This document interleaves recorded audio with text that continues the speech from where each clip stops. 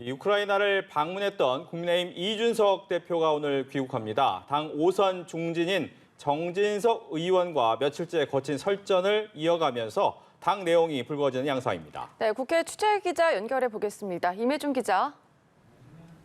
네, 우크라이나 방문 일정을 마친 이준석 대표 오늘 오후 인천공항을 통해 귀국합니다. 이 대표는 귀국길에 오르기 전 SNS에 같은 당 정진석 의원을 겨냥한 글을 또 올렸는데요. 이 대표는 대표를 한 지 3일 뒤면 1년인데 무슨 싸가지를 논하느냐며 자신들이 대표를 때리면 훈수고 대표가 반박하면 내부 총질이냐며 불만을 표했습니다. 앞서 정 의원이 이 대표를 향해 정치 선배의 우려를 왜곡하고 조롱하고 있다며 거친 표현으로 비난한 것을 받아친 겁니다.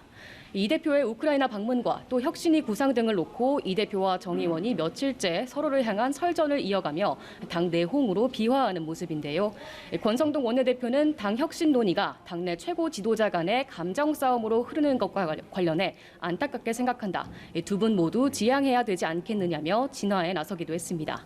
이와 관련해 정 의원은 오늘은 SNS에 반박글 대신 민생 대책을 강조하는 글을 올려 정 의원이 한 발 물러선 것 아니냐는 해석이 나왔습니다.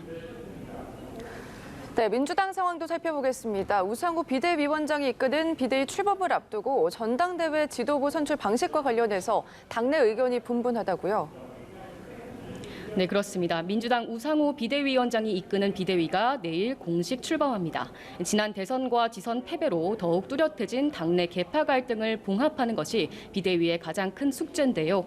다만 당내에선 비대위보다 두 달여 뒤 열리는 전당대회에 관심이 집중된 모습입니다. 친문계 의원들은 대체로 현행 지도부 선출 방식을 유지하자는 입장인 반면 친명계는 변화에 맞춰 당규도 수정이 필요하다는 입장인데요.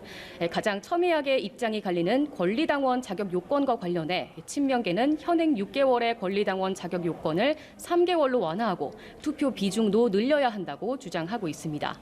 이 지도부 선출은 2년 뒤 총선 공천권과도 직결돼 있는 만큼 이 계파 간 신경전이 과열되는 양상입니다.